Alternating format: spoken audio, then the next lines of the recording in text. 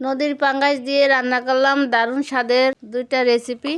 প্রথমে রান্না করব ফুলকপি আলু দিয়ে পাঙ্গাস মাছের তরকারি। প্রথমে পাঙ্গাস মাছগুলো হালকা করে ভেজে নিয়েছি। তেলের মধ্যে জিরা তেজপাতা ফোড়ন দিয়ে সিদ্ধ করে রাখা কপিগুলো তেলের মধ্যে ভেজে নিলাম। তেলের মধ্যে এবার মশলাটা কষিয়ে নিব।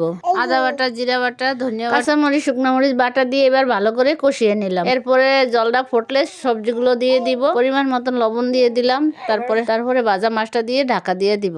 জল ফুটে গিয়েছে, এবার গরম মশলা গুঁড়া দিয়ে আমি নামিয়ে নিব। হয়ে গেল আমাদের পাঙ্গাস মাছের মজার তরকারি। এবার রান্না করব পাঙ্গাস মাছের মাথা দিয়ে মুড়িঘণ্ট।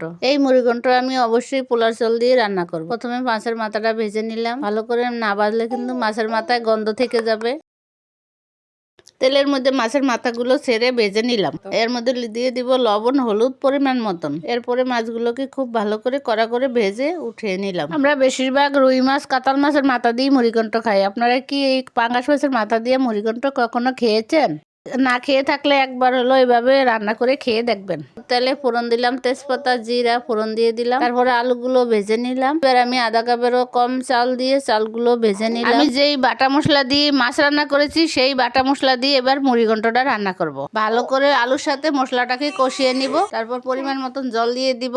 তারপর জল ফুটে গেলে মাছের মাথাটাও দিয়ে দিব। এরপরে ভালো করে একটু ঢেকে রান্না করে নামানোর সময় একটু গরম মশলার গুঁড়ো দিয়ে দিব। ব্যাস হয়ে গেল আমাদের মাছের মাথার মুড়িঘণ্ট। আপনারাও খেয়ে দেখবেন কেমন হলো। ভালো লাগলে লাইক, কমেন্ট, শেয়ার, একটু ফলো দিয়ে দিবেন। আপনাদের জন্য এত কষ্ট করে রান্না করে দেখাই, আপনারা অবশ্যই আমাকে সাপোর্ট করবেন। ধন্যবাদ সবাইকে।